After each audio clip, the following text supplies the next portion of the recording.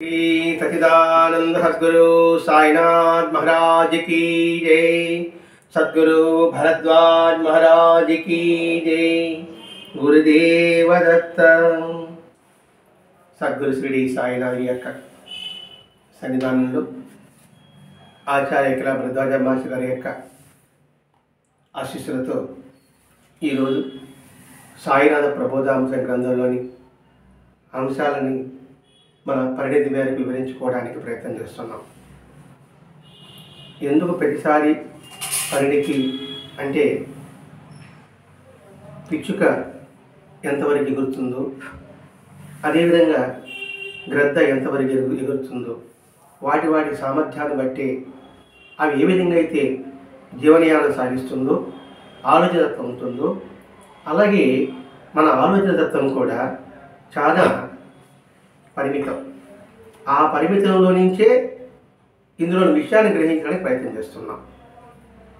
అంటే ఒక స్వీట్ అనుకోండి, పెద్దదిగా తినేవాళ్ళు ఉంటారు, కొద్దిగా తిని దాని మాధుర్యాన్ని అనుభవించేవాళ్ళు ఉంటారు. ఆ కొద్దిగా స్వీకరించి అనుభవించేవాళ్ళు మనం ఒకరం. గత వారం పునరపి జననం పునరపి మరణం నుంచి ముక్తి ఎలా పొందాలి అంటే జీవనశైలి ఒకే విధంగా ఉండాలి. పుట్టడం, పెరగడం, వృద్ధి చెందడం, క్షీణించడం, నశించడమేనా, ఇందులో నుంచి బయటపడే మార్గం ఏమిటి అనే విషయాన్ని గత వారం నేర్చుకున్నాం. అసలు ఇవన్నీ ఎందుకు వివరణ అంటే మన జీవితానికి ఒక పరమార్థం ఒకటి ఉండాలి అని భావించే వారికి ఇది సరైన మార్గం. అలా కాదు, మనము కూడా 23,99,999 జీవరాశుల మాదిరిగా బతకచ్చు అనుకుంటే ఈ సారాంశం అవసరం లేదు. ఎందుకంటే ఒక మనిషికే ఆలోచన తత్వాన్ని భగవంతుడు ప్రసాదించాడు. దాన్ని ఉపయోగించుకునే వివేకము, విచక్షణ, తెలివి, ఇట్లాంటివన్నీ కూడా ఉపయోగించుకొని నీ జీవితాన్ని ఉన్నతమైన స్థానాన్ని తీసుకోవడానికి నువ్వు ప్రయత్నం చేయడానికి ఈ దేహం, ఈ మానవ దేహంతోనే ఉన్నత స్థితి పొందడానికి అవకాశం ఉంది. ఈ దేహం లేకపోతే ఉన్నత స్థితి పొందాలన్న ఆలోచన కూడా ఉండదు. ఏ పురుగుకు ఉండదు, ఏ జంతువుకు ఉండదు, ఏ పక్షికి ఉండదు. అది దానికి కావాల్సింది ఆకలి, దప్పిక, భయము, శోకము, వృద్ధాప్యం, మరణము. ఈ ఆరింట్లోనే అవి సంచరిస్తుంది. ఈ ఆరింటి అధిగమించేది ఏడోది. ఆ ఏడో స్థానమే అత్యంత ఉన్నతమైన స్థానం. ఆ స్థానంలో ఎవరైతే నిలబడతాడో అది సమాధి స్థితి. అంటే ఏంటి? అంతా సమతుల్యంగా భావించే స్థితి. అది మనం గుర్తించాలి. 6 దాటాలి.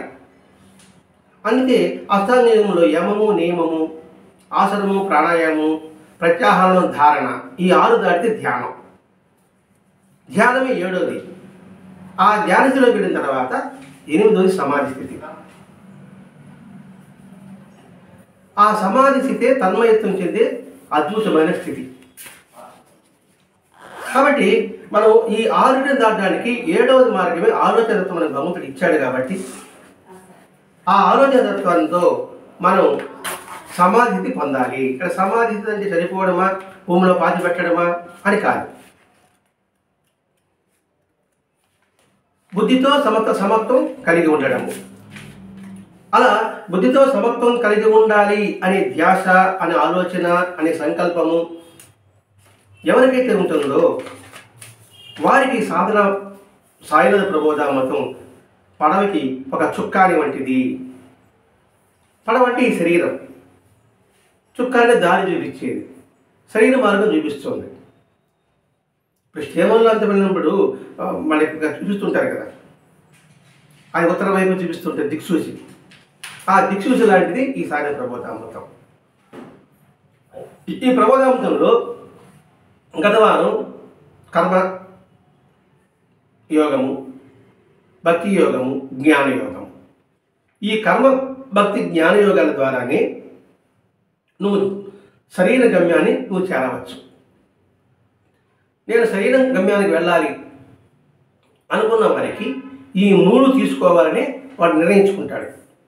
ఎప్పుడైతే ఈ నిర్ణయం తీసుకుంటాడో వీడికి మనుషులతో సంపర్కం చాలా తగ్గిపోతుంది. ఎందుకంటే వీడి ఆలోచన అంతా కూడా మనం చేసే కర్మ సత్యం ధర్మంగా ఎలా మనం చేయాలి అనే భావనతో భగవంతుని నామం స్మరించుకుంటూ ఆ పనిలో కూడా భగవంతుని స్మరించుకుంటూ తీరిక ఉన్నప్పుడు సద్గంధాలు చదవడం వల్ల ఇంక వీడి తీరిక ఎక్కడ ఉంటుంది? ఇప్పుడు మనం చదువుకుంటూ వచ్చాము, ఇప్పుడు మనం సత్యంగా చెప్పుకుంటూ వచ్చాము, ఇప్పుడు కూడా తలుపు తట్టాడు. తలుపు తట్టిన తర్వాత ఇంకా వాడికి మనతో మాట్లాడే కోసం మనకు లేదు. వాడు చూసాడు, వాడు వెళ్ళిపోయాడు. అందుకని ఈ 3 ధ్యాస ఎవరైతే ఉంటుందో వాడికి తన అప్రయత్నంగానే సంపర్కం తగ్గుతుంటుంది. ఇది చాలా అవసరం కూడా. ఎందుకంటే జనసంపర్కం వల్ల అనేకమైన భావాలు, అనేకమైన ఆలోచనలు మనసుని కలత పెడుతుంది. అది సంతోషమైనది కావచ్చు, దుఃఖమైనది కూడా కావచ్చు. 2 ప్రమాదమే.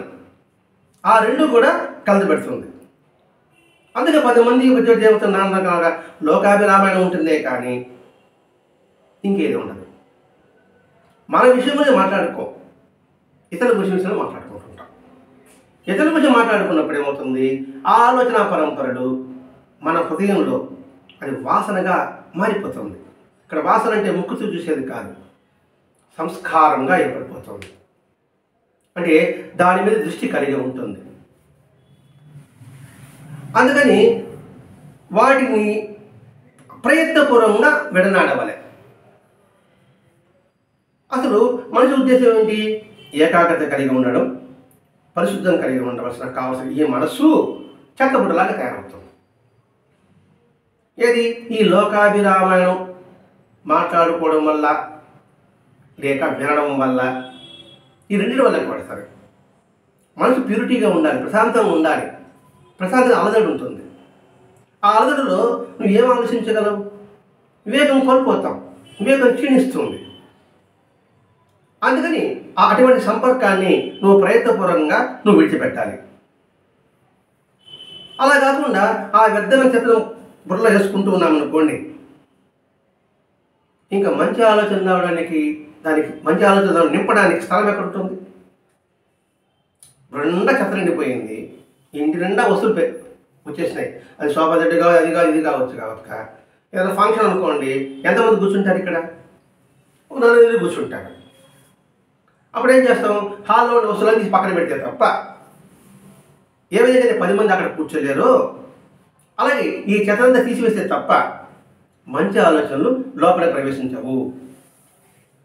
ఎప్పుడైతే ప్రవేశించవో ఇంకా భగవంతుని స్మరించాలన్నా, మంచి గురించి ఆలోచించాలన్నా సమయం ఉండదు. అలా ఎప్పుడైతే దానికి అలవాటు పడిపోయిన తర్వాత ఇంకా మంచి ఆలోచన రాదు, భగవంతుని సన్నిధిలో భగవంతుని చింతన కూడా చెయ్యాలని కూడా అనిపించదు. ఏం చేస్తామో మనలాంటి వాళ్ళకి కాదు అది అనే భావన నిదానంగా స్థిరపడిపోతుంది. అప్పుడేమవుతుంది? ఇంకా సాధన చేయాలన్నా, పూజ చేయాలన్నా, పారాయణ చేయాలన్నా మనసు ఉన్ముఖం కాదు. అంటే జీవిత పరమావధి అయిన సుస్థిర శాంతి ఆనందాలను పొందే మార్గం ఆలోచించాలని ఆలోచన కూడా పుట్టదు. అసలు జీవిత పరమావధి ఏంటి? మనశ్శాంతి, ఆనందం కావాలి. మరి ఆ పొందే మార్గం గురించి ఏముందిలే, జనానికి 10 మందితో మనోహరం, ఏదో సుఖంగా బతికేస్తాము అనే ఆలోచన ఉంటుంది కానీ ఆనందంగా బతికిన ఆలోచన మాత్రం పుట్టదు. ఒకవేళ అట్టి సిద్ధాంతాన్ని భావస్థాయిలో అంగీకరించిన ఆచరణలో మాత్రం పెట్టలేదు. లోపల ఉంటుంది, ఆశ ఉంటుంది, ఆశయం ఉండదు. చేయాలని ఉంటుంది కానీ ఎందుకో నాకు చేయలేకపోతున్నా అంటాం. అది సత్యమని తెలుసు, ధర్మం అని తెలుసు, ఆ ధర్మం పోవాలని అనుకుంటున్నా కానీ ఎందుకో నా మనసు ఆ వైపు వెళ్ళడం లేదు. అంటే ఆచరణలో అమలు పెట్టే యత్నమే చేయాలని అనిపించదు. ఎందుకని? మొత్తం చెత్తంతా లోపల నిండిపోవడం వల్ల, అటువంటి ఆలోచనల వల్ల ఎటువంటి ఆలోచనలు, అధర్మపరమైన ఆలోచనల వల్ల, లేదా ఇతరుల యొక్క దుర్బుద్ధిపైన ఆలోచనల వల్ల దానివైపు మనసు మళ్ళదు. చెయ్యాలని ఉంటుందండి, కానీ నేను చేయలేకపోతున్నా.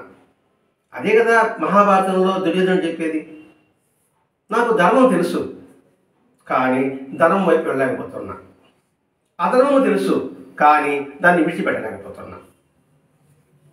అంటే వాడి నరాలలో శకుని వల్ల, శకుడు నేను ఏం చేస్తాడు, నిరంతరం ఏం బోధిస్తుంటాడు, చెత్త బోధిస్తుంటాడు, ద్వేషాన్ని నింపుతుంటాడు, అసూయని నింపుతుంటాడు. మరి నిరంతరం ద్వేషము అసూయ వల్ల ఏమవుతుంది, మంచి అనేది పంచబడిపోతుంది, సత్యం అనేది కనుమరుగైపోతుంది. ఇది ప్రకోపిస్తుంది. అందువల్ల ఏదైతే ప్రకోపిస్తుందో అదే చూపు, అదే మాట, అదే ఆలోచన, అదే నడక ఉంటుంది. ఆయన చెప్తున్నాడు, అటువంటి చేయబుద్ధి అనిపించదు, అలా చేయడం కూడా చాలా కష్టం అనిపిస్తుంది. మళ్ళీ ఎంత ప్రయత్నించినప్పుడు కూడా అబ్బా నాకు వీలు కాదనిపిస్తుంది. దీనిని ఏమంటారంటే మన హృదయం మలినపడింది, లేకపోతే తమో గుణము అని ఆధ్యాత్మిక గ్రంథాలు చెబుతున్నాయి. ఎప్పుడైతే మనసు సత్యం వైపు మళ్ళకుండా అసత్యం వైపు మళ్ళుతుందో దానిని తమో గుణం అంటారు. ఉదాహరణ రావణాసురుడు, రావణ బ్రహ్మ. మనం ఎన్ని వివరించుకున్నా రామాయణం, భారతం, భాగవతం అంటే వివరించుకోవాలంటే, ఎందుకంటే వీటికంటే మూలం వేదమే కాబట్టి. ఇంతకు మించి ఏ ఉదాహరణ మనకు కంటికి కనిపించదు. ఇవే ప్రమాణం మనకి. కాబట్టి రావణ బ్రహ్మ ఆలోచన ఎలా కలిగింది అంటే ఇతరుల సొత్తు ఆశించడము, ఇతరుల సొత్తు ఆశించడము, పరనింద చేయడము. ఇతరులను ఆశిస్తున్నాడు, ఇతరులది ఇది కావాలని ఆశించాడు సీతని. రాముడిని తిట్టడం ప్రారంభించాడు. అంటే ఇతరులని ఆశించడము, పరనింద చేయడము, ఆత్మస్థుతి, తనను పొగుడుకోవడము. ఈ 3 లక్షణాలు లేనివాడు ఎవడైతే ఉంటాడో వాడు గంగాదేవిలో స్నానం చేస్తే నేను పునీతమవుతానని చెప్తుందంటే గంగాబాబాని. ఈ 3 లక్షణాలు లేనివాడు ఎవడైతే ఉంటాడో వాడు కానీ స్నానం చేస్తే నేను పునీతుడు అవుతానని చెప్పేది అని పెద్దలు చెప్తారు. అంటే గంగ కూడా అటువంటి వాళ్ళ తప్పిస్తూ ఉంటుందట. మరి ఈ 3 మన సన్మానంలో ఉంచుతుంది. ఇక్కడ ఇతరులు ఆశించడం అంటే డబ్బు అనే కాదండి, ప్రతి ఒక్క ప్రకృతి నుంచి కూడా మనం ఆశిస్తున్నాం, మనకి దగ్గర అది కావాలని కోరుకుంటున్నాం. అలా కోరుకునే లక్షణం కూడా తమో గుణానికి ఒక విధి, అంటే తమో గుణానికి అది మారు పేరు. కాబట్టి అటువంటి తమో గుణం అని ఆధ్యాత్మికం చెబుతున్నాయి. జీవితానికి గమ్యం లేకుండా, లక్ష్యం లేకుండా ఇటు రాగము, ద్వేషము, అసూయ, అహంకారం, స్వార్థాలతో ఎటు గాలి వీస్తే అటు ప్రయాణం సాగిస్తూ ఉంటే బుద్ధిబలం లేకుండా పోతుంది. అనేది గాలి కొట్టుకుపోయి పుల్లిస్తరాగలాగా వెళ్ళిపోతాం, తెగిన గాలి పట్టలాగా వెళ్ళిపోతాం. కాబట్టి జీవితాన్ని గమ్యం పెట్టుకో, లక్ష్యం పెట్టుకో. ఆ జీవితాన్ని గమ్యం లక్ష్యం పెట్టుకోవడానికి దాని తగిన విధానాన్ని నువ్వు ప్రారంభించు. అది ఇక్కడ చెప్తున్నాను. ఇక్కడ లేకపోతే పుల్లిస్తరాగలాగా కొట్టుకుపోతుంది. పుల్లిస్తరాగలు అంటే ఖాళీ విస్తరాకు, ఖాళీ విస్తరం మీద ఉంటే గాలి ఎగిరిపోతుంది. ఆ ఖాళీ విస్తరం లేకుండా దాని మీద బరువు పెట్టామనుకోండి, రకరకాల ఆహార పదార్థాలు పెట్టామనుకోండి, ఆ ఆవు అలాగే ఉంటుంది. ఈ పుల్లిస్తరాగే జీవితం, ఈ శరీరం. మరి దీని మీద ఏం పెట్టాలి? సత్యము, ధర్మము, అహింస, దయ, కరుణ, తపస్సు, ధ్యానము, శాంతి, క్షమ, ఇట్లాంటివి నింపామనుకోండి ఈ శరీరం అలాగే ఉంటుంది. ఎటువంటి దానికి ఎగిరిపోకుండా ఉంటుంది. కాబట్టి అటువంటి చేస్తున్నప్పుడు ఏముంటుందంటే ఎప్పుడైతే అలా గాలి ఎగిరిపోతుందో మన పతనానికి మనమే ప్రారంభం చేసుకున్నట్టు లెక్క. కానీ బుద్ధిలో లేకుండా పోతుంది అలా ఆలోచిస్తూ ఉంటే. దాని తత్వం అదేముంది, దానికి సంబంధించినట్టుగా నిస్పృహ, నిరుత్సాహం వస్తుంది. ఇవంతా వివరించుకుంటున్నాం. జీవితానికి పరమాత్మ ఒకటి ఉంది, లక్ష్యం ఉంది, గమ్యం ఉంది. దానికోసం ప్రయత్నం చేయాలి. దానికి మార్గం ఏంటి అని తెలియజెప్పడమే ఈ సాయినాథ ప్రబోధామృతంలోని సారాంశం. అందుకని ఇక్కడ మహర్షి గారు చాలా డీప్గా చెప్తున్నాడు. చాలా సూక్ష్మంగా ఉంటుంది, జాగ్రత్తగా గమనిస్తే తప్ప ఇందులోని విషయం మనకు అవగతం కాదు అని మన లక్ష్యాలు పెట్టుకోవాలి. నా జీవితం నా గమ్యం సుఖం కాదు, సంతోషం కాదు, ఆనందం. ఆ ఆనందానికి ఎటువంటి మార్గాలు ఉన్నాయో ఆ మార్గాన్ని అన్వేషించవలే. ఆ మార్గాలు అన్వేషించాలంటే 3 లక్షణాలు కలిగి ఉండవలే. 1 టి థాట్, 2 ఎన్ నో ఫియర్ నిర్భయత్వం, డి డైనమిజం ధైర్యం. ఈ 3 కలిగి ఉండవాలి. మొట్టమొదటి ఆలోచన, దాన్ని తెలివి, వివేకం విచక్షణము. ఎప్పుడైతే ఉంటుందో వాళ్ళలో భయం ఉండదు, నిర్భయత్వం ఉంటుంది. ఆ నిర్భయత్వం కలిగి ఉండడం, ధైర్యం కలిగి ఉండాలి.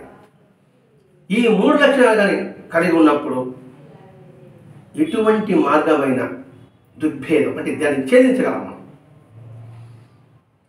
కాబట్టి ఇక్కడ టిఎన్డి అని గుర్తుపెట్టుకున్నా కూడా మన సరి ఆలోచన కలిగి ఉండాలి. సత్యమార్గం పోయేవాడికి భయం ఎందుకు?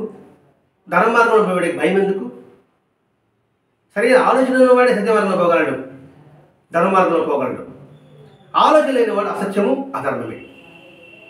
ఆలోచన అంటే ఈ స్థితి వదిలిన తర్వాత గతి ఏమిటి, తర్వాత ధర్మం ఏమిటి ఆలోచించాడు అనుకోండి, వాడు దారి తప్పడు.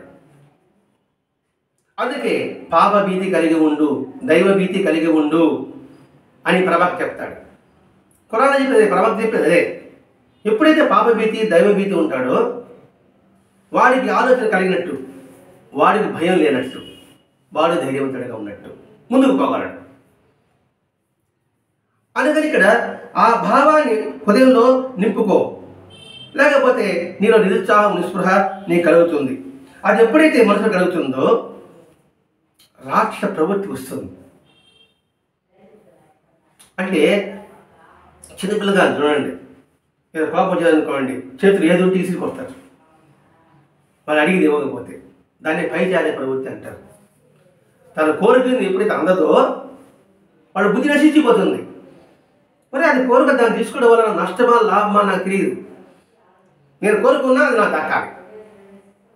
అది దక్కకుండా పరిస్థితి ఏర్పడింది అనుకోండి, వాడు దాన్ని ఏదో సాధించాలనే దాని పట్టుదలతో పైశాచిక ప్రవృత్తి అంటే రాక్షస ప్రవృత్తితో వాడు ప్రవర్తిస్తాడు. వాడికి రాక్షస ప్రవృత్తి కూడా తెలియదు. అయితే అయ్యో ఇలా చేశానే అంటే చేతులు కానీ రాగులు పట్టుకునే విధంగా వస్తుంది అనమాట. ఆ స్థితి రాకుండా కోసంగా మాస్టర్ గారు మనకి ఈ బోధామృతం అందిస్తున్నాడండి ఇక్కడ. మళ్ళా అలా చేసిన తర్వాత దాన్ని సమర్థించుకోవడానికి వాడు లేదు కదా, నాకు కాపు వచ్చిందా, అందుకని నేను కొట్టాను, అందుకని తీసేనా అని అంటాను.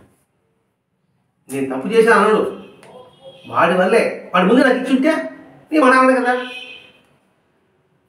అందుకు నాకు కాపు వచ్చింది, అందుకని నేను మాట్లాడా. ఇట్లా అంటుంటాం మనం. దాన్నే పైచారిక ప్రభుత్వం అంటే ఆలోచన లేకపోవడం వల్లే. ఎప్పుడైతే ఆలోచన బుద్ధి నశించిపోతుంది, జ్ఞాపకశక్తి తగ్గిపోతుంది, వాళ్ళ ప్రవృత్తి తమో గుణంగా ఉంటుంది. ఈ తమో గుణం రావడానికి అహంకారము, స్వార్థము, సంకుచిత్వము, ఈ 3 భావాలనే. తమో గుణానికి ఆధారం అంటే అహంకారము, నన్ను మించిన వాడు లేదు, స్వార్థము, నేనే పొందాలి, సంకుచిత్వము అంటే ఏమిటి, నేను తప్ప ఇంకెవరు ఉండకూడదు. ఈ 3 ప్రమాదాలు, అహంకారము, స్వార్థము, సంకుచిత్వము, ఈ 3 తమోగుణ లక్షణాలు. ఆలోచన, నిర్భయత్వము, ధైర్యము సత్వగుణ లక్షణాలు.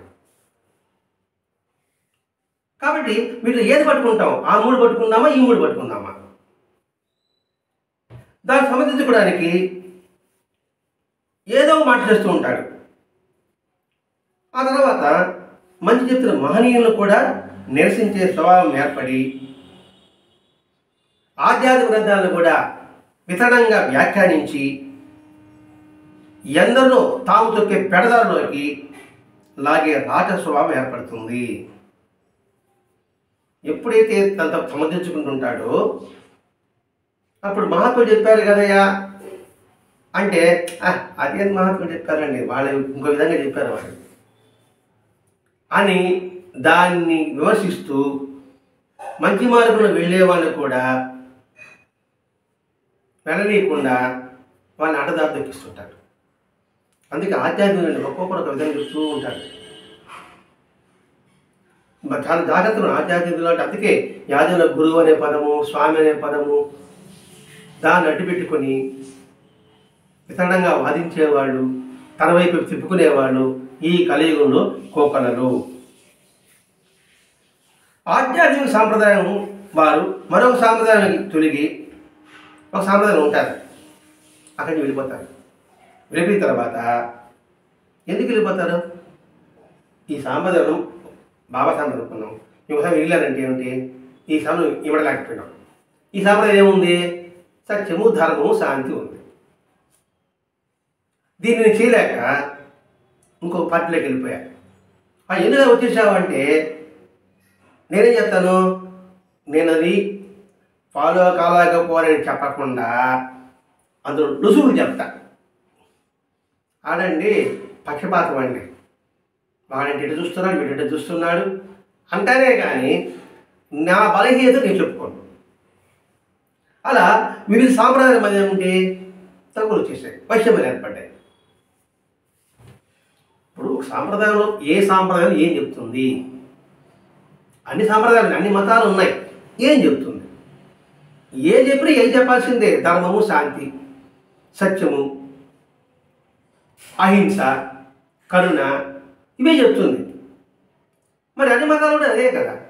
మరి దీంట్లో ఏమలేను వాడు దాంట్లో ఏమడగలరు మీరు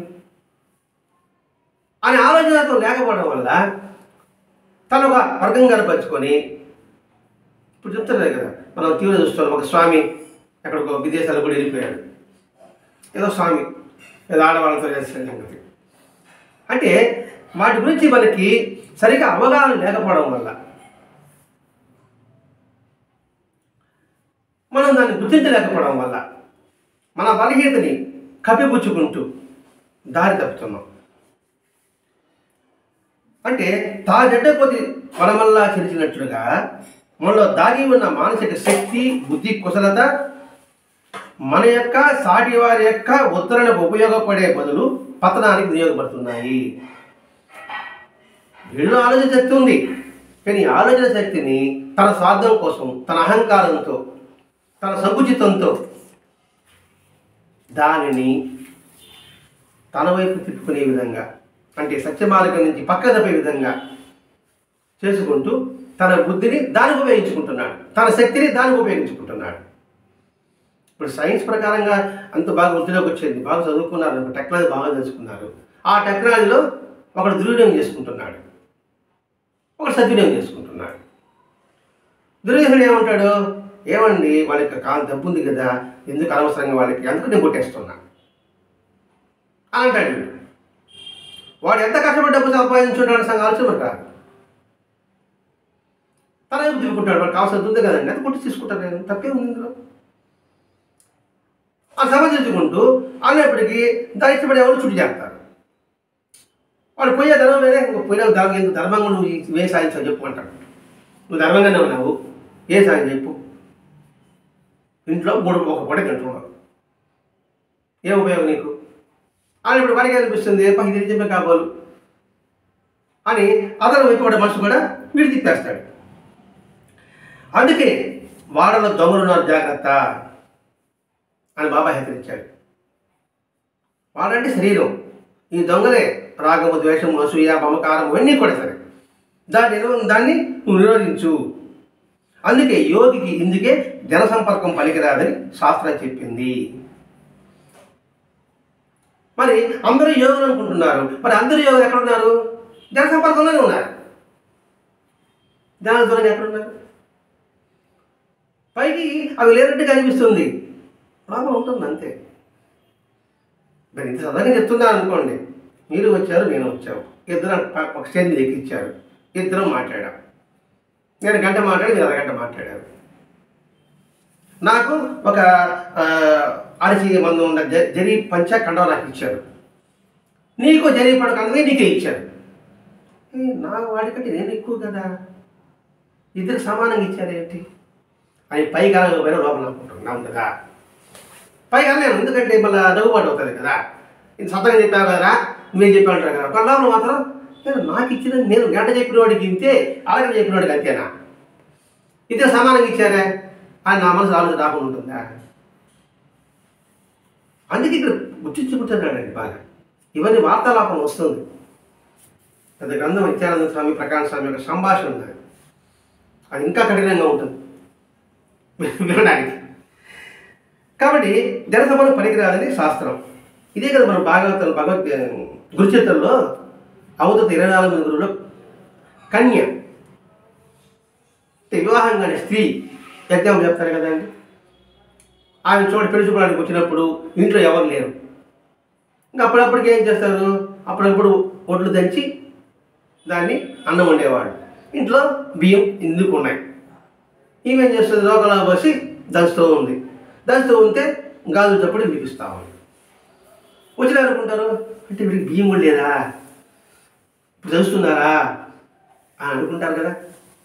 మరి వీళ్ళకి మనం ఎందుకు వచ్చావే అని అనుకుంటారని ఆయన చేసింది గాజులు కొన్ని తీసేసింది. 2 గాజులు పెట్టుకున్నారు. 2 గాజులు పెట్టుకున్నా కూడా మళ్ళీ శబ్దం వచ్చింది. అప్పుడు ఏంటిది, ఒక గాజు పెట్టుకుని శబ్దాలు లేకుండా చేసింది. అంటే ఏంటి, ఆ శబ్దాలు వాళ్ళు వింటే అయ్యో వీళ్ళకి అసలు బియ్యం లేని పరిస్థితి ఇంటికి వచ్చామని భావన కలుగుతుందని దాని అర్థం. వెంటనే గాజులు ఎప్పుడు తీశారో నిశ్శబ్దంగా పనిచేసాడు. ఆ గాజులే జన సంపర్కం అని గురుచరిత్రలో మనకి ఆ వివాహం కాని స్త్రీ కన్య గుర్తు చెప్తుంది కదా. అందుకే బాబాయ్ అన్నాడు, 10 మంది ఒక చోటు చేస్తే గొడవ జరుగుతుందరా. అనవసరమైన మాటలే ఉంటుంది. బాగా మనం గమనించండి, మనం కూర్చున్నామంటే ఏం మాట్లాడుతున్నాం, రేపు సంగీతం, రేపు మనం ఉదయాన్నే ఎక్కడికి 10 మందికి వచ్చినా కూడా ఏ విషయం మనం మాట్లాడుతున్నాం, మన గురించి మాట్లాడుతున్నామా, లేదా ఆధ్యాత్మిక విషయం గురించి మాట్లాడుతున్నామా, లేదా ఇతరుల గురించి మాట్లాడుతున్నామా. పొద్దున్న నిద్ర 6 గంటల నుంచి రాత్రి పడుకునే 10 గంటల వరకు మన యొక్క దినచర్య నిశ్చితంగా గుర్తిస్తూ ఉన్నప్పుడు దాదాపు 90% ఇతరుల గురించే ఉంటుంది. ఉంటే 10%, ఆ 10%లో అది ఉద్యోగము లేదా వ్యాపారము, ఇంకో పని. కాబట్టి అయితే మరి జనసంపర్కం ఉన్న సంస్థలు మేము ఏం చేయాలండి, మన సంసారం జనసంపర్కం లేకుండా ఎలా ఉండగలం, యోగికి ఉండన్నారు. మరి మా సంగతి ఏమిటి, దాని ఒకటి చెప్పాడు, వాదించవద్దు, 10 మాటలు ఒక సమాధానం చెప్పు. చేస్తావు, ఒక విషయం చెప్తాడు, అది అసత్యమే, నువ్వు కాదని వాదించబాక, ఎందుకంటే వాదించకుండా వాడి ఇంకా పెరిగిపోతాడు, అదే నిజమని వాడు చెప్తాడు. కాబట్టి వాదించవద్దు, 10 మాటలు ఒక మాట సమాధానం చెప్పు. అప్పుడు ఇంకా నీకు ఇతర ఆలోచన లోపల ఎలా ప్రవేశిస్తుంది, అనవసరమైన ఆలోచనలు. అదే ఒక మహాత్ముడు, ఒక యోగి దాదాపు 130-140 సంవత్సరాలు జీవిస్తుంటే వాడు ఇంటర్వ్యూ చేయడం వినాడు. ఇంతకాలం బతుకుతున్నావే, ఏమిటి నీ జీవన రహస్యం అని. ఆయన ఏమన్నాడు, ఒక మాట, నేను వాదించను అన్నాడు. అంటే ఒప్పుకుంటాడా విలేకరా, కాదులేండి నువ్వు రోజు వ్యాయామం చేస్తావు కాబట్టి అందులో ఇంతకాలం జీవిస్తున్నావు అంటాడు. ఉండొచ్చేమో అంటాడు. అంతేగాని చేశాను నేను చెప్పడు. చేశాను అనుకోండి ఇంకో ప్రశ్న వేస్తాడు, చేయలేదు అనుకోండి ఇంకో ప్రశ్న వేస్తాడు. నువ్వు ఒప్పునేస్తే ఏ బాగా కాదు, నువ్వు ఇటు ఆహారాలు తీసుకుంటావే అన్నాడు, ఉండొచ్చేమో అన్నాడు. ఒకటే, ఎప్పుడైతే వాదిస్తామో మన శరీర ప్రక్రియ అంతా కూడా తేడా కనబడుతుంది. గుండె 72 సార్లు కాకుండా ఒక 5 సార్లు 10 సార్లు ఎక్కువ కొట్టుకుంటుంది. రక్త ప్రసరణ కొంచెం ఫాస్ట్గా ప్రయాణం సాగిస్తుంది. మరి ఆయుష్ ఎలా? నువ్వు మితంగా 100 సంవత్సరాలు అంటే రోజుకు ఒక్కసారి శ్వాస పీల్చుకో అని అంటే నువ్వు ఈ ఆవేశంతో 10 సార్లు పీల్చుకుంటేవి. 10 సార్లు పీల్చుకున్నప్పుడు ఇంక 110 తగ్గిపోయా. అలా కాకుండా ఒక్కొక్కసారి పీల్చుకుంటూ వచ్చావు అనుకోండి, 100 సంవత్సరాలు జీవించగలుగుతాం. అంటే ఒకసారి శ్వాస పీల్చుకోవడం ఉద్దేశం కాదండి, ఉదాహరణ చెప్పుకుంటున్నాం. ఎప్పుడు వాదన అనేది అహంకారం బలపడడం వల్లే అది రేగుతుంది. నాకంతా తెలుసు, నీకేం తెలియదు అనే భావన దృఢం ఉన్నప్పుడు మాత్రమే వితండవాదన వస్తుంది. ఆ వాదించిన కొద్దీ సత్యాన్ని అర్థం చేసుకునే సామర్థ్యము, సద్బుద్ధి వెంటనే క్రమంగా పలచబడుతూ ఉంటుంది. ఎందుకంటే తన మాటే నగ్గాలి, తన మాటే నిలబెట్టుకోవాలని దుష్ట ఆలోచన కలుగుతుంది అహంకారం వల్ల. అందుకే ముందు చెప్పుకున్నాం, అహంకారము, స్వార్థము, సంకుచిత్వము, ఈ 3 చాలా ప్రమాదకరమైనది. అందులో మొట్టమొదటి అహంకారం. అందువల్ల నా మాటే నెగ్గాలి, నా మాటే నిలబెట్టాలని దుష్టతనం పోస్తుంది. అవతల వారు చెప్పేది మనకు అర్థం కాక వాదన ఆరంభమైన అహంకార తలెత్తి అవతల వారు సత్యం అని చెప్పడం మనం అంగీకరించాం. చెప్పి నాకు అర్థం కాదు, అర్థంగా నేను ఒప్పుకుంటారా? అర్థాన్ని ఒప్పుకుంటే నేను ఇంకా చిన్న చూపిస్తాను కదా అందులో. అందుకుండా ఇతరులంగా వాదించి ఆ సత్యం అంగీకరించడం ఉండదు. ఒకవేళ అది తన ఆత్మగౌరవం తక్కువ అనే భావం కలుగుతుంది. కారణం ఏమిటి? నాకు అంతా తెలుసు, లేదా నేను గొప్ప ధనికుడిని, లేదా నేను గొప్ప కీర్తివంతుడిని, లేదా బాగా ప్రజ్ఞావంతుడిని అనే అహంభావం ఉండడం వల్ల ఎదుటివాడు చెప్పి వినడం. అందుకే వినదగుని ఎవరు చెప్పినా అంటారు. ఎవరు చెప్పినా వినడం అనేది నేర్చుకో. చిన్న పెద్ద కాదు, ప్రతి ఒక్కరిది విను, ఆలోచించు, అందులోని సత్యాన్ని గ్రహించు. వినడం మాత్రం ఆపకూడదు.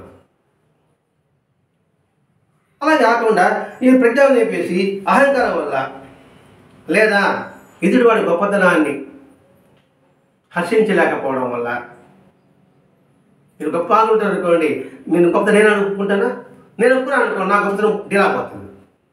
అలా హర్షించలేక వాడిని వాదనలో ఓడించాలని పేరు కోసం అని సరే ఎక్కడ సరే వాదించాలంటే ఇతరంగా వాదించాల్సింది. ఆ దెబ్బ మంచివాడు చేస్తాడు, మనకి వెళ్ళిపోతాడు, నిత్య ఉత్తరాన్ని తలనొప్పి అని.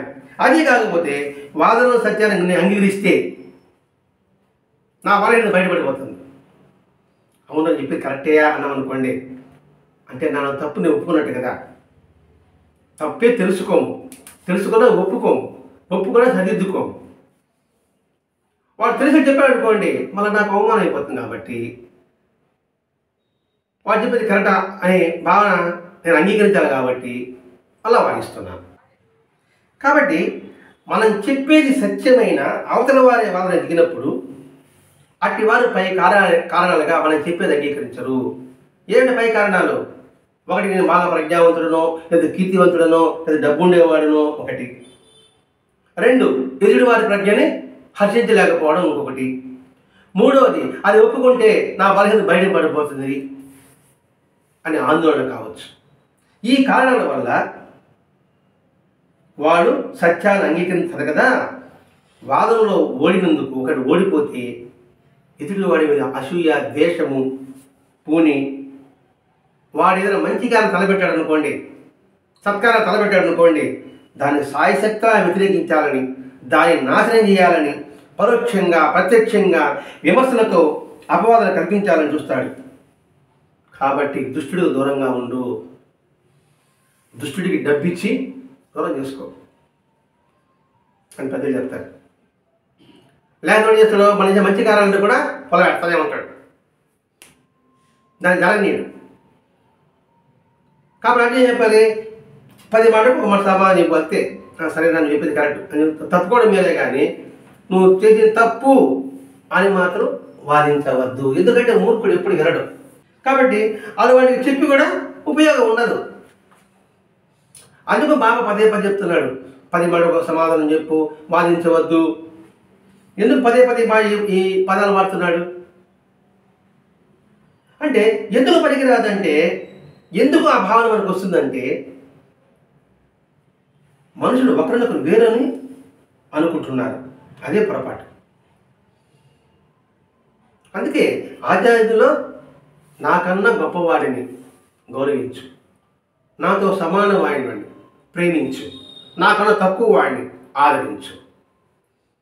ఈ 3 లేకుండానే నేను ఆధ్యాత్మికతలో ఉండామని అనడం మూర్ఖత్వము. అంటే మన తక్కువవాడు, వాడిని ఆదరించు, వాడి పైకి తీసుకురా. నీకన్నా ఎక్కువైనప్పటికీ నీకెందుకు ఈర్ష అనే భావం పలచపడడం వల్లనే మూర్ఖత్వం వస్తుంది. అందుకే బాబాయ్ అన్నాడు, నేను నీలో ఉన్నా, నువ్వు నాలో ఉన్నావు. నువ్వు ఎప్పుడు చింతన చేస్తూ ఉండు. ఇలా చింతన చేస్తున్నప్పుడు ఇంకా అహంకారానికి, స్వార్థానికి, సంకుచిత్వానికి తాగుండదు. నిరంతరము ప్రేమ, శాంతి, కరుణ ఉంటుంది, ఆప్యాయత ఉంటుంది, విశాలత్వం ఉంటుంది. ఎప్పుడైతే ఏవైతే ఉంటుందో మనసు శాంతి ఉంటుంది. ఎప్పుడైతే మనసు శాంతి ఉంటుందో ఆనందం ఉంటుంది. ఆనందం ఉంటే బ్రహ్మానందం ఉంటుంది. ఇది ఈ ఒక్క వాక్యంలో ఏమని, నువ్వు నాలో ఉన్నావు, నేను నీలో ఉన్నా. మన ఇద్దరిది పంచభూతాల స్వరూపం శరీరం ఇది అనే భావాన్ని దృఢత్వం చేసుకున్నాం అనుకోండి, ఇంకా రాగము, ద్వేషానికి, అవసరానికి దేనికి తాగుండదు. ఇది ఎందుకు అలా ప్రశ్న. జీవితానికి ఒక పరమార్థం ఉంది, ఆ పరమార్థాన్ని నువ్వు చేరవలే అనుకున్న వారికే ఈ సాయినాథ ప్రబోధామృతం అండి. లేదు ఏదో పుట్టాము, పెరిగాము, ఇలాగ వెళ్ళిపోతాము, మన జీవితం బతుకుతాము అనుకున్న వాడికి ఇది అవసరం లేదు. అంటే ఇప్పుడు జన్మలు నువ్వు వెనక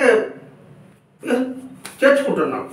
ఈ జన్మ నుంచి బయటపడాలనే మార్గం ఎవరైతే అనుకుంటాడో వారికి మాత్రమే ఈ బోధామృతం ఉపయోగపడుతుంది. వివేకంతో యోచించే సాధకుని దృష్టిలో ఈ పంచభూతాలంతా కూడా ఈ దేహాలన్నీ కూడా పంచభూతాలతో ఏర్పడ్డాయి.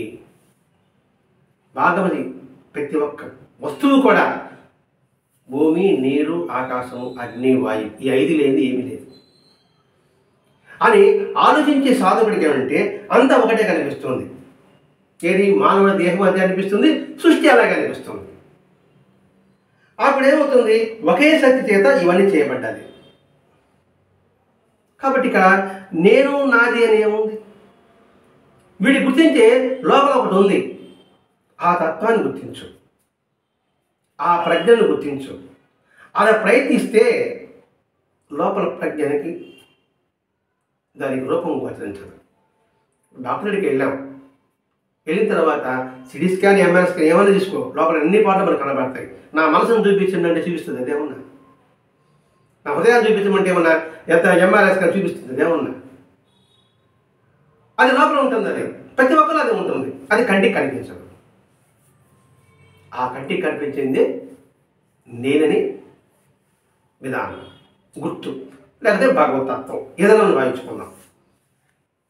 కంటికి కనిపించడు, కనిపెట్టుకునే ఉంటాడు, వాడిని భగవంతుడు అంటారు. కాబట్టి ఏ వ్యక్తిలో ఆరూపంగా ఉన్నట్లుగా, ఏది ఆ చైతన్యం అనేది ఏ వ్యక్తిలో ఉంటే ఆ రూపంలో ఉంటావు. ఆ చైతన్యం నీలో ఉంది, నువ్వు సన్నగా ఉన్నావు, బొద్దుగా ఉన్నావు. ఆ చైతన్యం వీడిలో ఉంది, వీడు నల్లగా ఉన్నాడు, లావుగా ఉన్నాడు. ఆ చైతన్యం ఇంకొకళ్ళు ఉంది. ఇప్పుడు గాలి బెలూన్ ఉంది, ఆ బెలూన్లో ఒక ఆకారం మనం మలుచుకోవచ్చు, అది ఉండేది గాలి. అంటే మనం బెలూన్లే అంటాం. మరి ఇది కోతి బెలూను, ఇది పక్షి బెలూను అంటాం కదా, పేరు పెట్టుకున్నాం. అందులో ఉండేది గాలి. అలాగే ఏ వ్యక్తిలో ఉన్న ఆరూపంగా గోచరించినట్టుగా, వివిధ ఆకృతిలో అది కనిపించినట్టుగా. ఉదాహరణకి మన జీవితంలో చూడండి, 5 సంవత్సరాలప్పుడు ఈ దేహం ఎట్లా ఉంటుంది, అప్పుడు నేను బాబే. 15 సంవత్సరాల తర్వాత ఈ దేహం ఎలా ఉంది, అప్పుడు బాబే. 60 సంవత్సరాలు వచ్చిన తర్వాత ఈ దేహం ఎలా ఉంది, అప్పుడు బాబే. పేరు మారలే, కానీ శరీర పరిణామం మారింది. అలాగే ఈ దేహాలు అనేక రూపాలు ధరించింది, కానీ ఆ దేహ రూపంలో ఉంది ఒకే ఒక చైతన్యము అని గుర్తుపెట్టుకున్నప్పుడు ఈ ద్వంద్వభావాలు మనకు రావు. తమో గుణం పెద్దదైనది, సత్వగుణమే అలవరుస్తుంది. అది గుర్తించు. అంటే ఈ నేననే ఈ ప్రజ్ఞంతా కూడా నామరూపాలనే మణిమాలలో సూత్రంలాగా ఇక్కడ మాల ఉందనుకోండి, ఆ మాల నిలబడడానికి దారం పూలమాల ఉంది, వివిధ రకాల పూలు ఉన్నాయి, ఒక మాలగా తయారైంది. ఆ మాలకు ఆధారం ఏంది? దారం. అలాగే ఒక ఎర్ర పువ్వు, ఒక నల్ల పువ్వు, ఒక పచ్చ పువ్వు, ఒక బుడుగు పువ్వు, ఒక పసుపు పువ్వు. కానీ వీటికి ఆధారం ఏంటి? సూత్రం ఒకటి, ఒకే ఒక చైతన్యం. ఆ చైతన్యాన్ని గుర్తించు. అలా గుర్తించినప్పుడు నీకు ద్వేష అసూయ భావాల నుంచి నువ్వు బయటపడగలవు. సముద్రంలో ఉంది, అలలో ఉండేది నీరే, సముద్రము నీరే, సముద్రంలో బాగానే అలా అంటున్నాం. అలాగే ఒక కుండ, అనేక కుండలు ఉన్నాయి, అనేక కుండలు మట్టి, అనేక బంగారు ఆభరణాలు ఉన్నాయి, అనేక బంగారు ఉండేది బంగారే, వేరేం కాదు కదా. ఒక ఇంటి మనం బీరువాలో నగలు పెట్టేసి పోయినాము. ఇంటికి వచ్చిన తర్వాత తలుపు తీసిన తర్వాత కొడుకు చెప్పాడు, రేపు బంగారం చూసుకోరా అనేసి.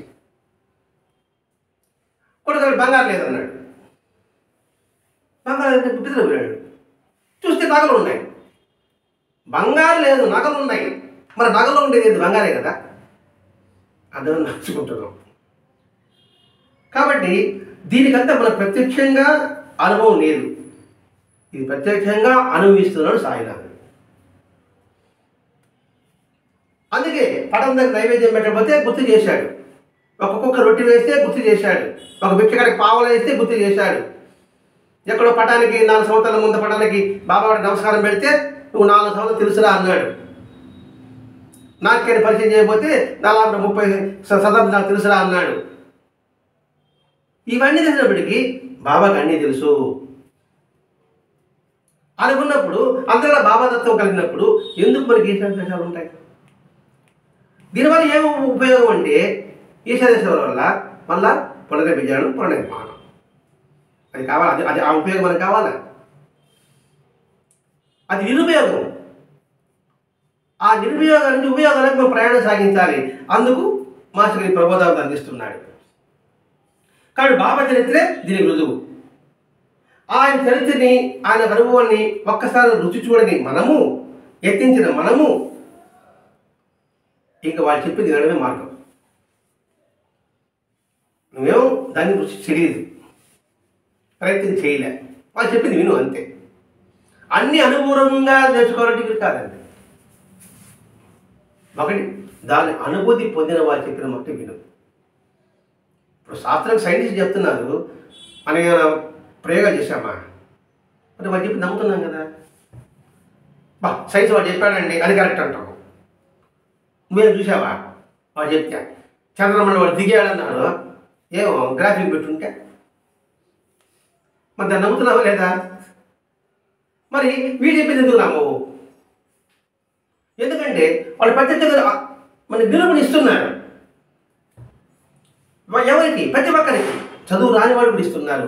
సైన్స్ అనేది చదువు రాని వాడికి ఏమో ఇవ్వలేడు. వాడికి వాడు చదువు రాని వాడికి ఏమో చూపించగలరా? టెక్నాలజీ వాడు బుర్రపోకుంటాడు, వీడికి ఎలా చెప్పేది అనే సంగతి. కానీ సాయినాథుడు చిన్న పిల్లవాడికి కూడా అర్థమయ్యే రీతిలో ఆయన సమాధానం చెప్తున్నాడు, అనుభవిస్తున్నాడు. కాబట్టి వాదనంతా కూడా ఈ సత్యాన్ని ఎరిగినందువల్ల సంభవిస్తుంది. ఎందుకు వాదిస్తున్నాడంటే ఈ సత్యం తెలుసుకోలేకపోవడం వల్ల. మరి ఆ సత్యాన్ని తెలుసుకోకపోతే ఏమవుతుంది? అజ్ఞాన దృష్టి ఇంకా మరింత బలపడుతుంది. అంటే చీకట్లోనే వాడు ఉండడానికి అది దోహదపడుతుంది. అందుకే ఈ సత్యాన్ని గుర్తించి 10 మాటలకు ఒక మాట సమాధి చెప్పి మన దృష్టిని సత్యంపై కేంద్రీకరించి ఒక్కటిగా ఉన్న అనేకమైనట్టు భ్రమ కలుపుతూ ఉన్నాయి అనేవి. కాబట్టి అలా సాక్షిబోధగా చూస్తూ ఉండు. వ్యక్తిని చూడవద్దు, వ్యక్తిలో ఉన్న వ్యక్తిత్వాన్ని గమనించు, మంచిని గ్రహించు, సత్యాన్ని శోధించు, ధర్మాన్ని ఆచరించు. అంతేకాని రూపం చూసి చెప్పరుకోక. మనకు కావాల్సింది ఏంటి? సత్యము, మంచి, ధర్మం. మధురుప్తో యథా భృంగో పుష్పాంతరం వ్రజేది జ్ఞానోబ్ద సదా శిష్యో గురువంతరం వ్రజేది అని చెప్పారు గురుగీతలో. తేనెటికి ఏం చేస్తుంది? పువ్వు యొక్క రంగు చూడదు, దానికి కావాల్సింది తేనె. పువ్వు ఏ రూపంలో దానికి సంబంధం లేదు, దానికి కావాల్సింది తేనె. అలాగే వ్యక్తి యొక్క రూపము పేరుతో సంబంధం లేదు, అందరిలోని చైతన్యాన్ని నువ్వు గుర్తించు, వారిలోని మంచిని నువ్వు ఆస్వాదించు.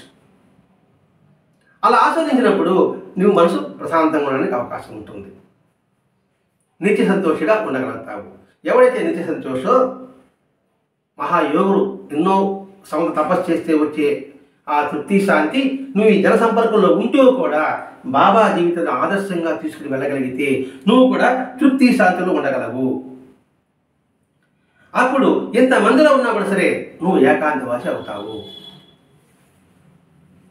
జనసంపర్కం ఉండొచ్చు కాక, కానీ ఇంత జనంలో కూడా నువ్వు గుర్తించి ఏం గుర్తిస్తున్నావు? వ్యక్తిని గుర్తించడం లేదు, రూపాన్ని గుర్తించడం లేదు, నామాన్ని గుర్తించడం లేదు, వారి యొక్క గుణగుణాన్ని నువ్వు పట్టించుకోవడం లేదు. వాడిలో ఉన్న ఆత్మ నిజమైన సత్యతత్వాన్ని, చైతన్యాన్ని గుర్తిస్తూ ఉన్నావు. కళ్ళు చూస్తూ ఉంటుంది, కానీ మనసు మాత్రం భగవంతుడు దర్శిస్తూ ఉంటుంది. కళ్ళు చూడాలి, చెవులు వినాలి, కానీ హృదయంలో మాత్రం భగవతత్వాన్ని దర్శించాలి. అలా దర్శించడమే మన జీవిత పరమార్థము అనే విషయాన్ని గుర్తు చేయడమే ఈ ప్రబోధామృతం యొక్క సారాంశం. కాబట్టి ఇప్పుడు మన తల్లి, ఇప్పుడు చిన్నపిల్లలు ఉంటారు అనుకోండి, పులి వేషం వేసుకొని భయపెడతారు. ఒకసారి భయపడతాం, తర్వాత ఆ మాస్క్ వేసుకున్నప్పుడు కూడా మనం భయపడతామా? వాటి స్నేహితుడే అని అనుకుంటాం అనుకోమా? అంటే మన స్నేహితుడు అని హృదయం చూస్తుంది, కన్ను మన పులి అనిపిస్తుంది. చూసేదేమో కన్ను పులిని, కన్ను వాడు నా స్నేహితుడే కదా, వాళ్ళ నాన్నే, మా నాన్నే కదా, మా తమ్ముడే కదా, మా అన్నే కదా అని ఎలా అయితే భావిస్తామో అలాగే ఈ ప్రపంచమంతా కూడా ఆ దృష్టితో చూడు, ఆ దృష్టితో గమనించు, ఆ సత్యాన్ని గుర్తించు, ఆ ఎరుక కలిగి ఉండు. ఆ ఎరుక కలిగి ఉంటే నువ్వు ఈ జన్మపరప నుంచి దాటగలవు, నిరంతరము నిత్య ఆనందాన్ని నువ్వు పొందగలవు. అదే జీవిత పరమార్థము అని చెప్పడం ఈ సాయినాథ్ ప్రబోధామృతంలోని సారాంశం. ఇది మనం లోతుగా పరిశీలించుకుంటూ, గమనించుకుంటూ, ఎరుకుతో వెళ్ళగలిగినప్పుడు మాత్రమే మనం సరైన గమ్యాన్ని చేరగలం. ఆ విధానం ఈరోజు భరద్వాజ మహర్షి గారు మనకి ఈ గ్రంథ రూపంలో అందించారు. మన పరిణితి మేరకు దాన్ని అందుకోవడానికి మనం ప్రయత్నం చేశాం. స్వస్తి. శ్రీ సచ్చిదానంద సద్గురు సాయినాథ్ మహారాజ్ की जय. सद्गुरु भरद्वाज महाराज की जय. गुरुदेव दत्त.